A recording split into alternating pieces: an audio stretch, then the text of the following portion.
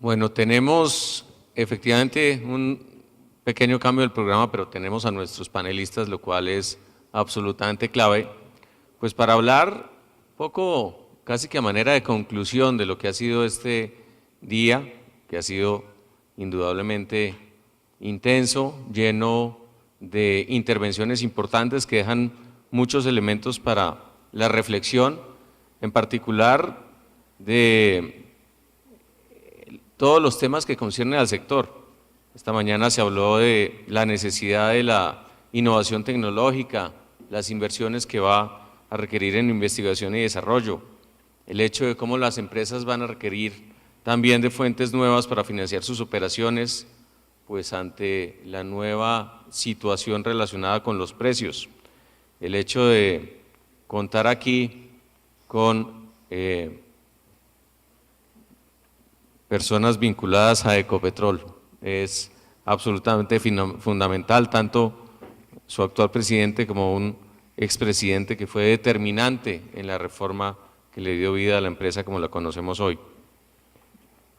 Debemos tener en cuenta cómo hoy el vicepresidente de la República mencionó el ambicioso plan de desarrollo de infraestructura en que está enfrascado el gobierno y que ojalá sirva para que la economía nacional ande a un mayor ritmo.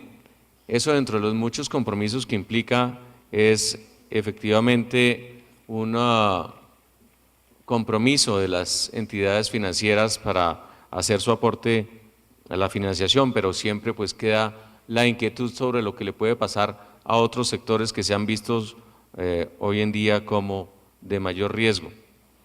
En tal sentido, pues hay que hablar en esta sesión de los temas relacionados con la financiación en un escenario de mayor incertidumbre que el que observamos en el pasado.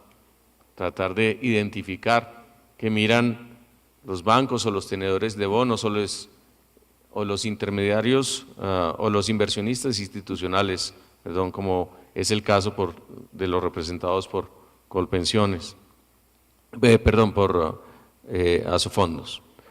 Al mismo tiempo,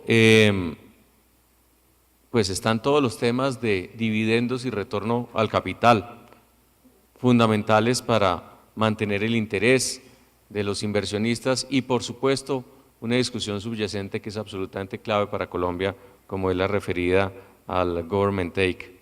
Por tal manera que pues hay mucha tela para cortar en este panel, con el fin de que pues los expertos que tenemos aquí congregados, que van a hablar efectivamente de los temas de inversión y de financiación, pues nos hablen desde su punto de vista.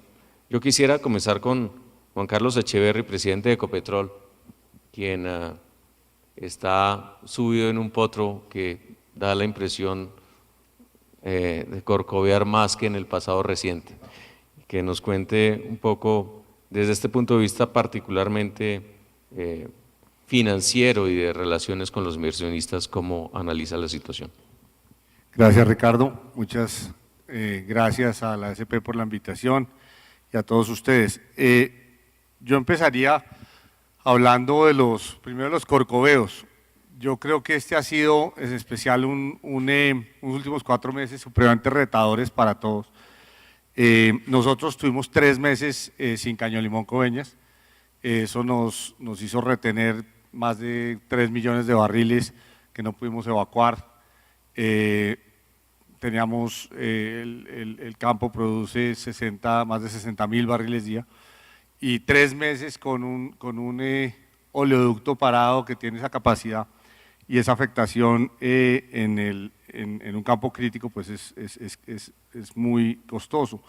El precio se vino abajo de niveles de 60, 65 a niveles de 45, 50, donde ha estado fluctuando, y pues ese es un desafío que ha sido muy duro. En los primeros 2 meses del año, entre enero y febrero, el precio estuvo bajo, ahora ha estado más bajo que a principio del año.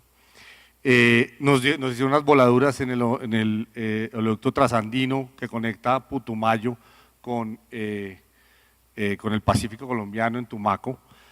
Aparte del efecto medioambiental y social, el oleoducto en este momento está cerrado, por ahí evacuamos cerca de 30.000 barriles día.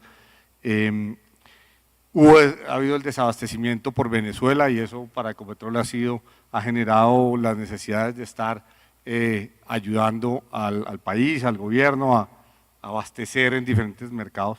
Y como si fuera poco, llegó el Niño, un Niño muy duro que cambia el mercado de gas y pues tiene consecuencias sobre el nivel de río Magdalena, por el cual evacuamos parte de los combustibles que produce Barranca Bermeja, y un río a 1 metro de profundidad, es un río donde nuestra figura está acá, de hecho, donde es difícil evacuar esos combustibles, entonces nos toca pensar en el tubo tiene unas complicaciones porque hay que diluir los combustibles, eso los encarece o en camiones. Entonces, si ustedes miran entre el Niño, Venezuela, las voladoras de Lota, las voladoras de Caño Limón y las caídas de precio, pues ha sido un trimestre con bastante corcoveo del caballo, como dice Ricardo. Lo más impresionante de Ecopetrol es su capacidad de manejar crisis. La empresa, francamente, yo creo que es a nivel mundial, yo no sé si somos la mejor para manejar crisis, pero sí somos de las 2 o 3 mejores empresas mundiales de petróleo y gas para manejar situaciones inesperadas. Si yo le digo a todo el mundo que están con el precio a 48, todo el mundo dice esto es terrible, etcétera. Yo le digo, bueno, y fuera de eso le ponen 70 bombas en 2 meses. Dicen, no, esa sí no me toca a mí, esa sí, no, esa les toca a ustedes. Y fuera de eso tenemos 10.000 barriles por el río. No. Y Venezuela entonces nos cerró la frontera y había un montón de combustibles de contrabando que ahora nos toca satisfacer a nosotros, etcétera. O sea, ha sido un periodo en que Ecopetrol ha mostrado un músculo que yo debo resaltar. Yo llevo 6 meses en la empresa, pero es de quitarse el sombrero. ¿En qué estamos? La coyuntura, si uno va y cuenta las cuitas, aparte de las cosas específicas, pues si va a Houston y cuenta estas cuitas, todas las empresas de petróleo y gas estamos en lo mismo. En la motivación de este panel, el doctor Lloreda nos había dicho cuáles podrían ser las nuevas fuentes de financiación para el sector. Yo ayer que estaba reflexionando sobre cuáles puedan ser las nuevas fuentes de financiación, obviamente la mejor financiación es bajar costos, porque si yo pienso que lo primero que tengo que hacer es financiar, lo que pienso es que mi estructura de costos es correcta y voy a financiar esos gastos. Resulta que todas las empresas de petróleo y gas tenemos una cantidad de gastos que durante la época de la bonanza sonaban razonables y se podía pagarlos, hoy por hoy no. Y yo sé que hay un gran efecto en toda la industria de servicios, que es que nosotros estamos bajando costos, pidiendo renegociación de contratos, disminuyendo actividad económica, y eso se ve como que Ecopetrol afecta a la industria. Y hoy se ha dicho aquí que la industria puede estar en crisis y buena parte de esa crisis podemos ser los causantes nosotros. Ustedes se equivocan. Nosotros somos los bomberos, no el pirómano. Nosotros somos los que estamos generando barriles que van a ser sostenibles y baratos y que los vamos a poder sacar. Y que los 770.000 barriles que saca Ecopetrol, la pregunta no es si los podemos sacar este año, sino si los podemos sacar el próximo año y el siguiente año, en 2020 y en 2025. Eso es lo que está haciendo Ecopetrol. Hay unas proyecciones de la ACP que no son razonables.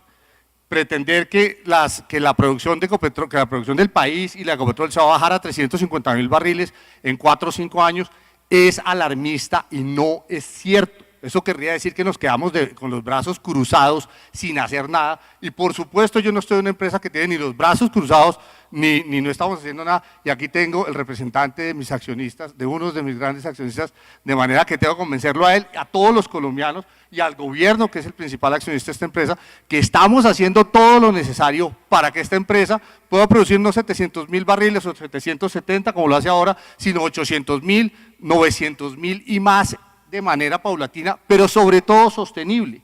Y eso implica bajar los costos de levantamiento de 11.50 donde estaban a 7.40 donde están ahora, bajarlos en un año. Eso implica hacer mucho más eficiente el segmento de transporte, que lo decía ahora el presidente de Zenith. Esta empresa estaba en el cuarto cuartil del cuarto cuartil en eficiencia, y ya yo esperaría, con todo lo que se ha hecho, que suba al segundo cuartil al final de este año. esperaría que los costos de perforación se hayan reducido como se han reducido a lo largo del 2014 y 2015. En fin, tener a la refinería de Cartagena encendida ya en cosa de 15, 20 días. Ayer estuve en junta directiva de la refinería de Cartagena y hoy el ministro de Hacienda contó aquí la noticia. Obviamente hasta que no la aprendamos, pues puede haber, esto es un megaproyecto, el más importante de la historia de Colombia, y ya podemos decir que tenemos Ready for Startup en la unidad de crudo y que podremos estar cargando crudo ojalá en 10 o 20 días, y eso es una gran noticia. Entonces es muy importante que se entienda que lo que estamos haciendo en todos los segmentos, en producción, en transporte, en refinación, es lo que hay que hacer, y es lo que hay que hacer en tiempos de crisis, que es, primero, antes de buscar financiación, reduzca costos, vuélvase eficiente, vuélvase musculoso, donde había grasa, saque músculo. Y en un tema que yo sé que preocupa mucho acá, que es el tema de exploración, y que le ha preocupado a la industria, y hoy se dijo acá que antes se hacían 100 pozos, se perforaban 100 pozos exploratorios. Sí, se perforaban 100 pozos exploratorios y no encontramos petróleo que fuera económico para sacar.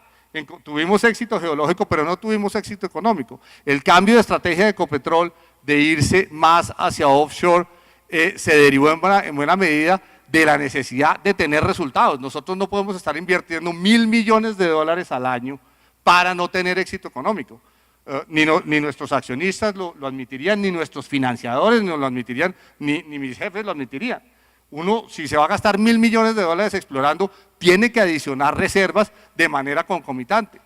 Y nosotros, Ecopetrol en offshore, ha tenido entre noviembre y hoy dos hallazgos importantes en menos de un año. Estamos perforando en este momento un tercer pozo exploratorio en Calazú, y el Caribe colombiano se está mostrando como una gran posibilidad. Ahora bien, con las nuevas condiciones de precio, es probable que nosotros volvamos a afianzar algunas zonas costa adentro, pero ahí también las necesidades de ser tremendamente disciplinados en el uso del capital, en el uso de la caja que está restringida con un precio 40, 45, 50, y caja que hacia el próximo año también va a estar restringida porque el precio no se ve que vaya a saltar gran cosa.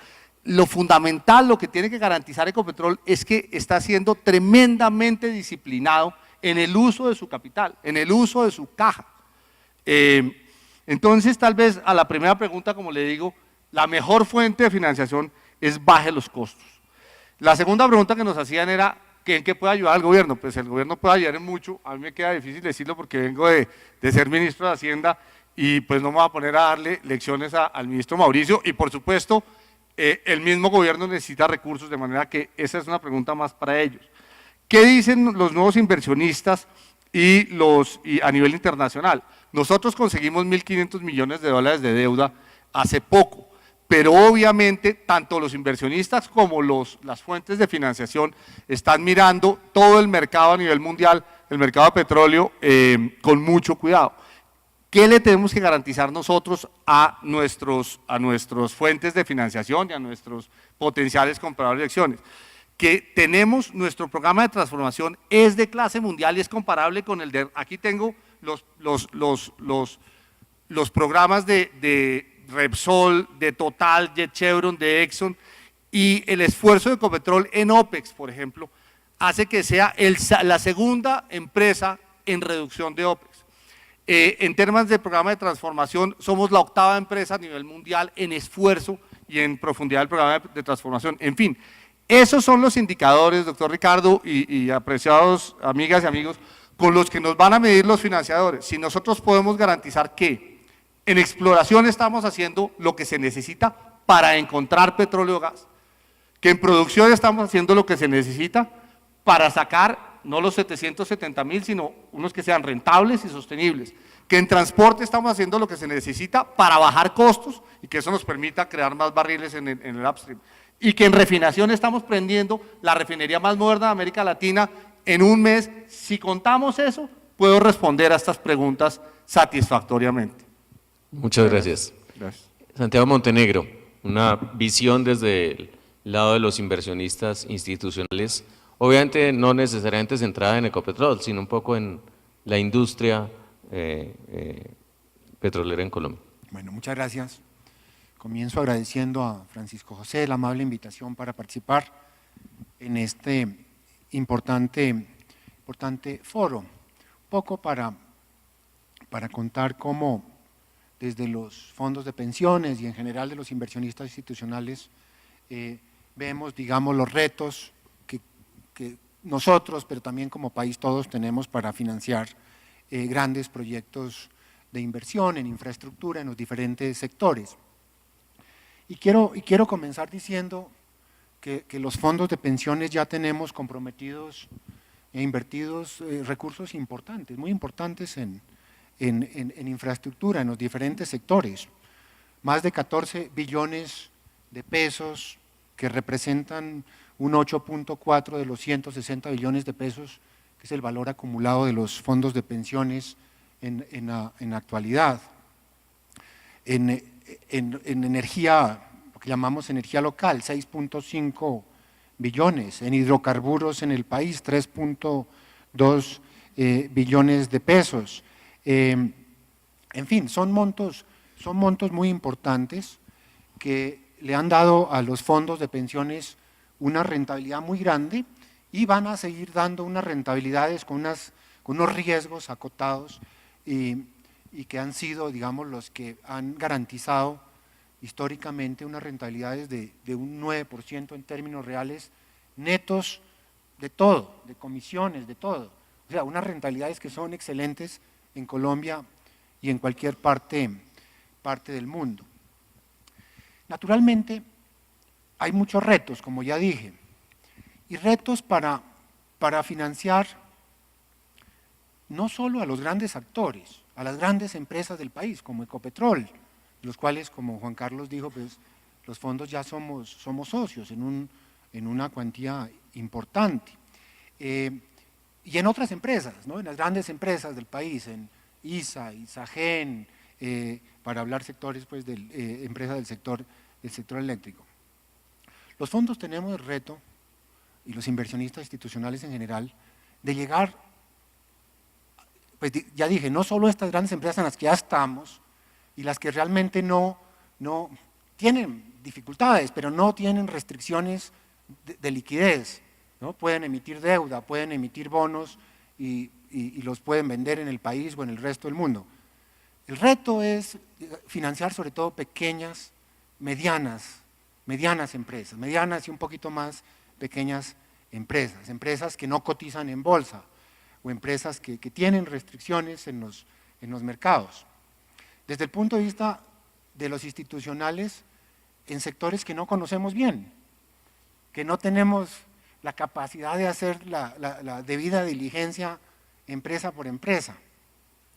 Invertir en empresas y sectores que necesitan recursos cuantiosos, pero de pronto no necesitan toda la plata ya, ¿no? Pero sí necesitarían un compromiso que les queda muy difícil a los fondos de pensiones dar, ¿no?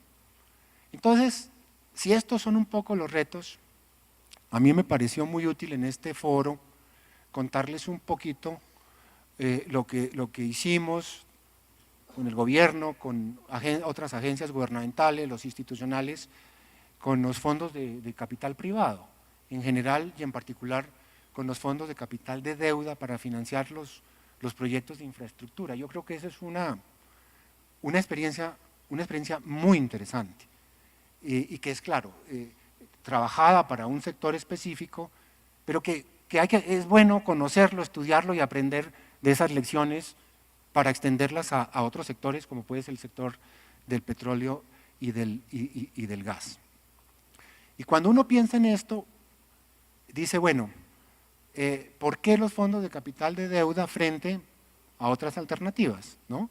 Como unos project bonds invertidos o emitidos por unos gestores o por unos concesionarios? Bueno, primero, los project bonds, porque las AFPs, ya lo dije, no tienen la capacidad para hacer la debida diligencia de todos y cada uno de los proyectos. Pues no tenemos todos los ingenieros, los geólogos, los expertos en todos los temas legales, los analistas para revisar todos los contratos. Además, cada proyecto es distinto. Los fondos de capital de deuda no solo aglomeran varios proyectos o varias empresas, ¿no? Y tienen esa expertise, están en capacidad de hacer esa debida diligencia, ¿no? Por supuesto, eso cuesta y hay que pagarles. El tema de la plata en diferentes momentos del tiempo, eso es muy importante, ¿no? No todos los proyectos requieren el dinero o las inversiones que hacen las empresas, toda la plata desde el momento cero, ¿no? Unos necesitan algo ahora, pero otros a lo largo, digamos, de 3, 4, 5 o más años. Los fondos de capital de deuda permiten desembolsar los recursos a medida que ellos se van necesitando. Y eso también beneficia a los concesionarios y a los gestores de los proyectos, porque les evita el carry negativo, o sea, al estar pagando intereses al tiempo que deben dejar un poco de plata parqueada durante harto tiempo. Desde el punto de vista de los fondos de pensiones u otros inversionistas institucionales, los project bonds crean problemas de valoración, porque cuando se hace ese compromiso, hay que valorar esos bonos al mark to market, ¿no? O sea, una valoración diaria de mercado, mientras los fondos de capital de deuda se valoran por el método de causación de manera similar a cómo los bancos valoran sus créditos. Les voy a dar un ejemplo, esto es muy importante.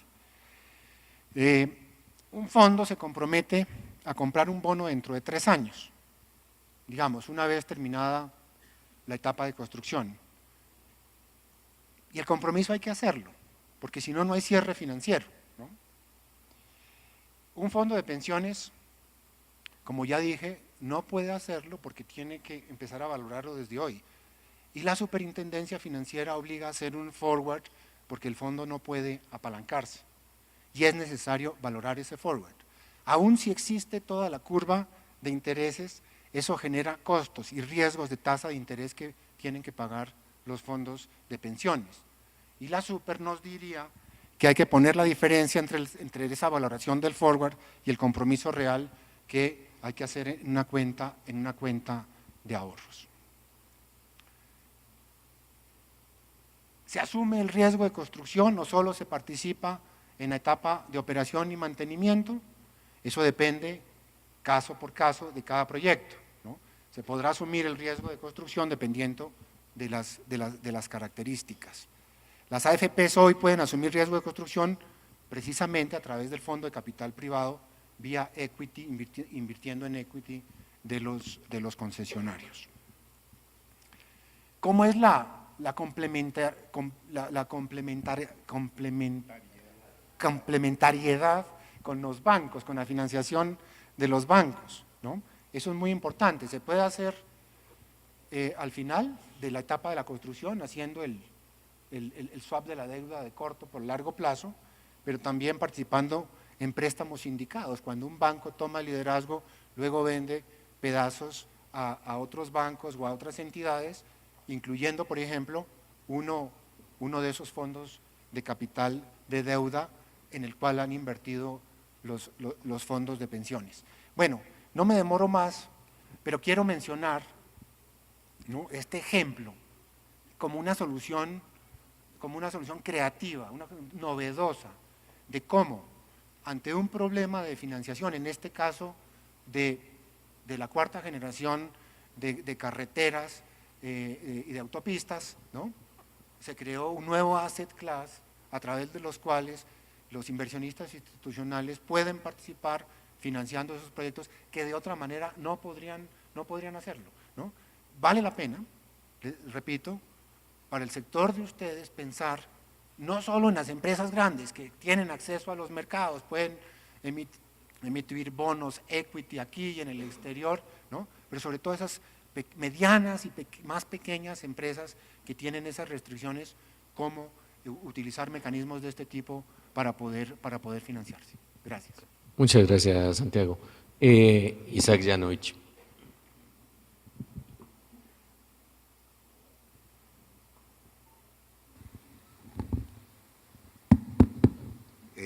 Buenas tardes para todos. En primer lugar, quiero agradecerle a la ACP la gentileza de haberme invitado a participar de esta reunión.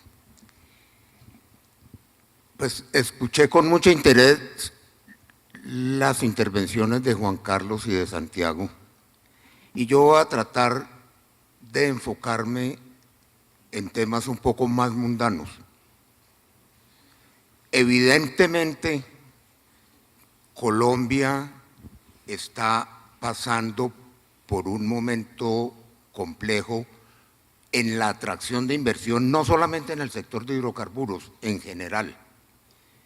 Pues para hablar del sector de hidrocarburos en particular, pues doctor Juan Carlos, usted me ahorró parte de la conversación, porque si usted, que es la principal empresa petrolera del país, ha tenido los avatares de que le rompen los tubos, de que no hay suficiente gas, de que el río Magdalena está seco, y como el río Magdalena seco hay problemas serios de infraestructura, pues evidentemente el capital, que es muy esquivo, pues cuando suceden este tipo de situaciones en el país, a las cuales hay que sumarles otras: el problema de las licencias ambientales, el problema de las comunidades, el problema de seguridad. Pues evidentemente cuando yo comparo mi expectativa de rentabilidad y los riesgos que tengo que correr y comparo esa situación que usted describe pues con otros mercados, probablemente, a menos de que yo tenga unos incentivos muy fuertes que compensen todas esas debilidades del mercado, pues voy a ir a buscar invertir en otra parte. Primera consideración. La segunda consideración, cuando tú dices que no puedes decir en qué puede ayudar el gobierno, yo creo que yo sí puedo decir. Hay un tema pues que no sé si durante el día ha sido tratado, pero si este país no toma una decisión seria de aminorar la carga tributaria de las empresas en general y de las petroleras en particular, no somos competitivos. O sea, cuando la tasa efectiva de impuestos oscila, como no sé si vieron ustedes esta semana, pues una revista seria califica a Colombia como el cuarto país de más altos impuestos en el mundo, y habla que los impuestos corporativos aquí pueden llegar al 73 y al 74%. Muy pocos inversionistas van a llegar a traer dinero fresco cuando yo de cada peso que eventualmente me vaya a ganar tengo que pagar 70 centavos en impuestos. Entonces, creo que si el gobierno realmente quiere generar un ambiente de inversión que sea mucho más positivo, pues tiene que tomar una serie de medidas en ese sentido. Y déjeme agregarle otra cosa, Juan Carlos. Normalmente los niños le siguen el ejemplo a los maestros y a los padres. Y en el caso colombiano, el maestro y el padre es usted. Usted es la empresa más grande, usted es una empresa mayoritariamente del gobierno, usted tiene que decir en la forma en que se regula el sector, en la forma que se interviene. Entonces, me parece muy importante que las iniciativas que Ecopetrol tome van a ser definitivas como ejemplo para la industria. Y en ese sentido, me da pena tener que decir que no entiendo, y obviamente yo no estoy sentado en los pantalones del ministro de Hacienda, yo no entiendo cómo en una situación como la que está viviendo la industria en general y Ecopetrol en particular siguen pensando en repartirse el 80 o el 85% de las utilidades en dividendos. Para mí eso es chino, eso no lo entiendo, creo que están atentando con la estabilidad de la empresa en el largo plazo, con las consecuencias que eso tiene sobre la macroeconomía del país. Aquí no se nos puede olvidar que de la producción de petróleo se pagan regalías, se invierten en muchos proyectos de carácter social. Entonces creo que deberían pensar un poquito más en el mediano plazo y tomar la decisión de permitir que Ecopetrol retenga los recursos que necesita para poder operar adecuadamente, mucho más cuando también, como se ha mencionado aquí, existe un problema de financiación. Es que independientemente de que haya vehículos para obtener financiación, pues vuelvo a lo mismo, si el capital es esquivo, los banqueros son peor. Entonces, hoy leía, no tengo muy presente si fue en el Economist o en Bloomberg, de la crisis que está empezando a atravesar la industria del fracking en los Estados Unidos por falta de financiación. Entonces, me parece que financiación se encontrará, recursos habrá en la medida en que las empresas receptoras de esos recursos pues generen la suficiente caja para repagar los créditos. Mientras tanto nos podemos inventar todos los mecanismos del mundo, va a ser muy difícil. Entonces, trato de resumir diciendo, creo que los problemas estructurales que han existido en la industria por muchos años hay que atacarlos de fondo. El problema de seguridad, el problema de las comunidades, el problema de las licencias, el problema que no le vuelen a usted los tubos, el problema del transporte. Eso va a tomar mucho tiempo. Mientras tanto, me parece que la única alternativa es generar los incentivos para que nosotros seamos tan atractivos desde el punto de vista de inversión como son otros mercados, incorporando los riesgos naturales del país nuestro.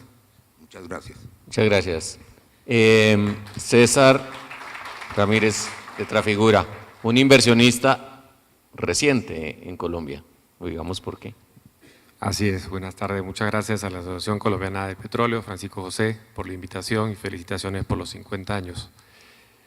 Yo voy a hablar desde la perspectiva de Trafigura y el rol que como comercializadores tratamos de cumplir en un mercado como el colombiano.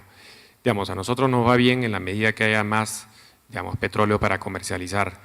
Y el esquema que hemos utilizado y que ha sido exitoso, en otros países donde hemos desarrollado pequeños productores, no solo de petróleo, sino de concentrados no ferrosos, como en Perú, en México o en Chile, y lo hemos replicado aquí en Colombia durante los últimos 18 meses, es ayudar al productor a focalizarse en lo que es suyo, que es producir, que no canalice recursos a cosas como el transporte o infraestructura.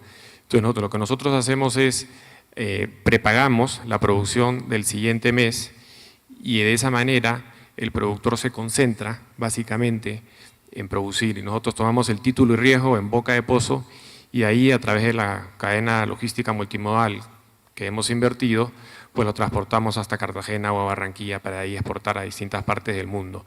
Estos pequeños productores antes, ¿qué le hacían? Bueno, o lo vendían a Ecopetrol o a veces asumían el costo de capital de trabajo de transportar ese crudo, contratar la tractomula, contratar el puerto, hasta llegar a exportarlo. Entonces, esto es una manera de liberar capital de trabajo y de facilitar que ellos se concentren en producir petróleo, que es lo que a todos nos interesa.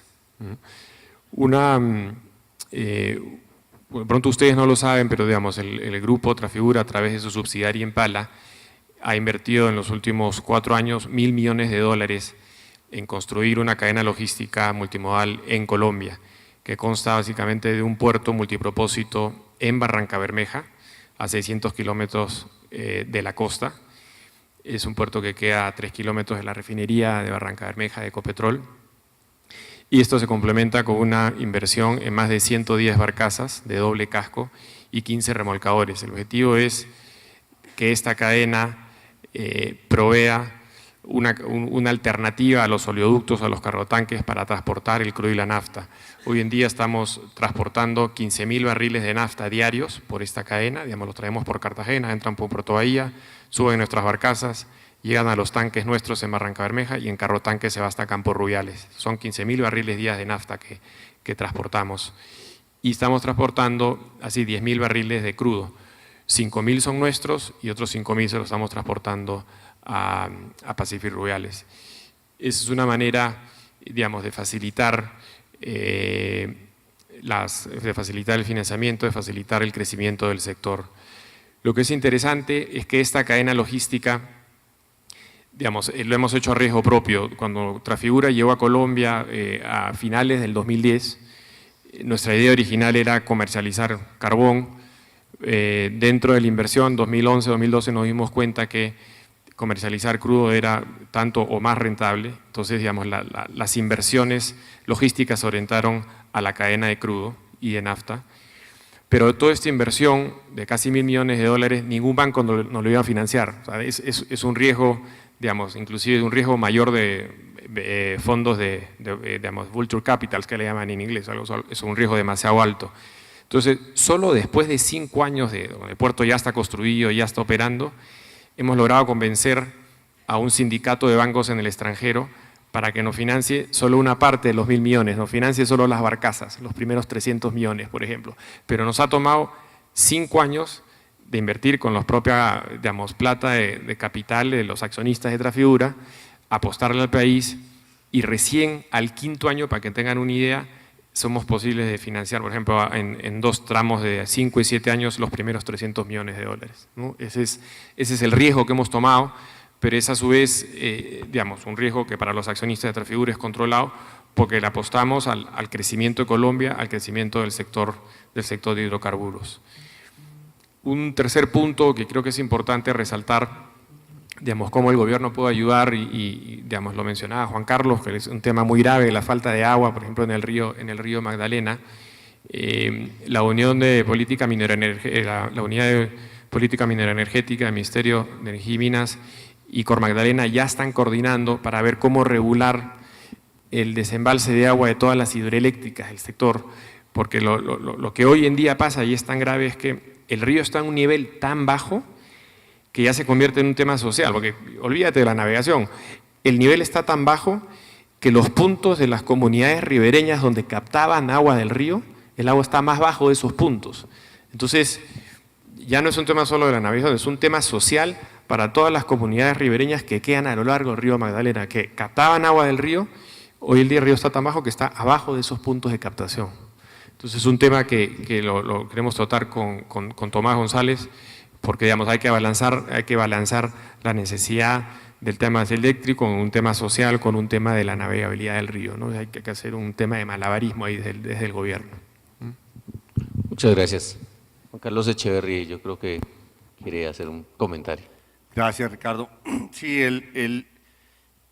yo creo que el doctor Yanovich ha mencionado unos temas que es interesante ampliar.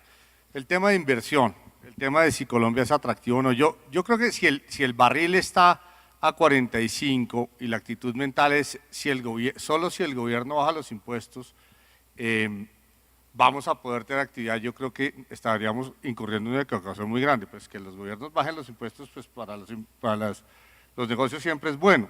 Y me imagino que pues los aplausos pues se derivan de que le digan a uno que baje los impuestos, pues claro, naturalmente eso es bueno. La pregunta es si no hay inversión en Colombia en este momento. Anadarko está invirtiendo este año. Anadarko, que es la empresa líder, la empresa ejemplar en el mundo, la empresa más admirada del mundo, está invirtiendo $300 millones. Este año ya tuvimos con ellos un hallazgo en Orca, a los cuales van ligados otros 300 nuestros porque somos socios, y en este momento estamos en Calazú. Oxy, acabamos de cerrar un negocio maravilloso, aquí está Bernardo Ortiz, un negocio para explotar las arenas AIB de las Islas Infantas, que en lo que ellos van a comprometer por lo menos $80 millones en los próximos 3 años. Trafigura acaba de invertir recientemente $1.000 millones.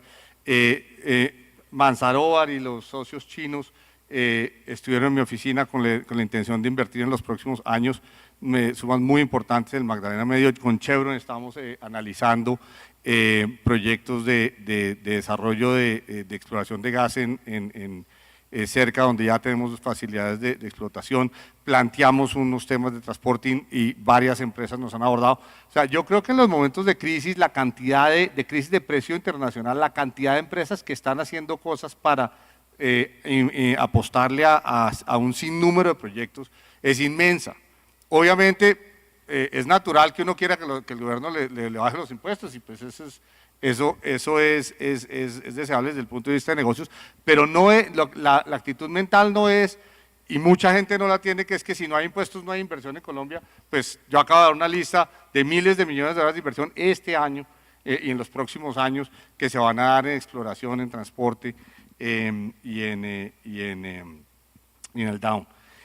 Con respecto al tema de un acicate a la inversión para el futuro es La Paz.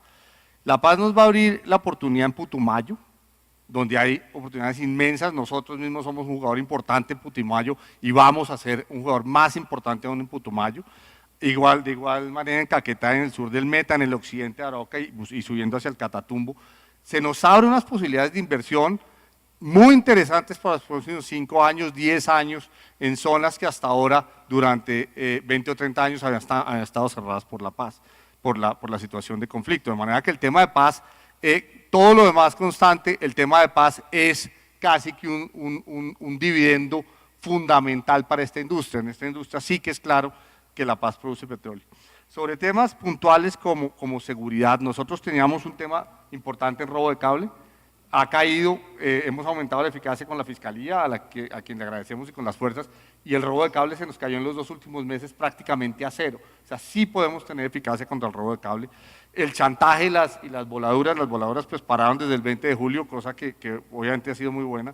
Y en términos de licencia, nosotros ya obtuvimos la licencia para el CP209, que es tal vez el campo próximo más importante para Ecopetrol.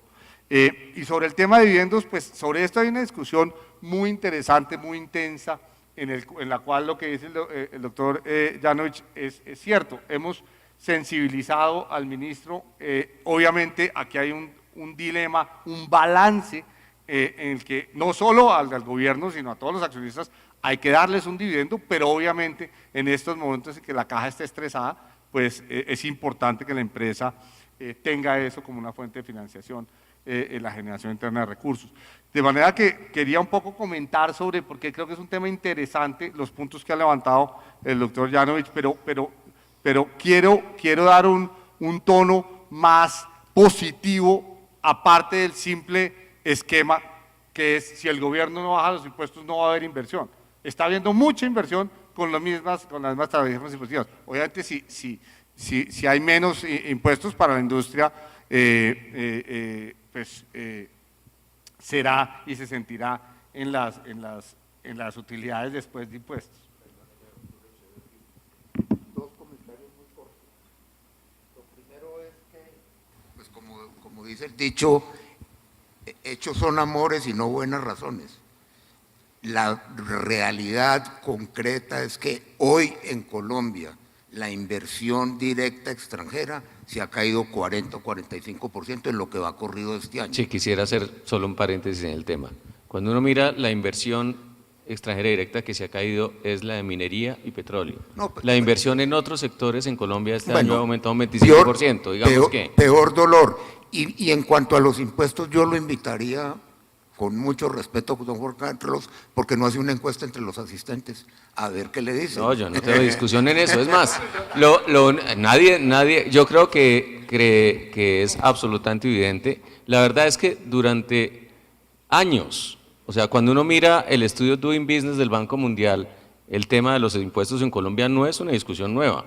Lo que pasa es que sin duda alguna ha subido de nivel, pero temas de tasas de tributación cercanas al 70% han existido aquí durante prácticamente todo el siglo, porque los impuestos al patrimonio tampoco son nuevos y parte de lo que pesa tanto en esa mezcla, que son los impuestos de industria y comercio, también vienen de atrás. Pero yo creo que es evidente que el sector empresarial ha enviado un mensaje contundente con la esperanza de que la tan ansiada reforma tributaria estructural rebalancee las cargas todos hacemos votos, incluido este humilde editorialista. De tal manera que con esa admonición y con el agradecimiento por la intervención y por la sinceridad que han mostrado, doy por cerrado este panel. Muchas gracias.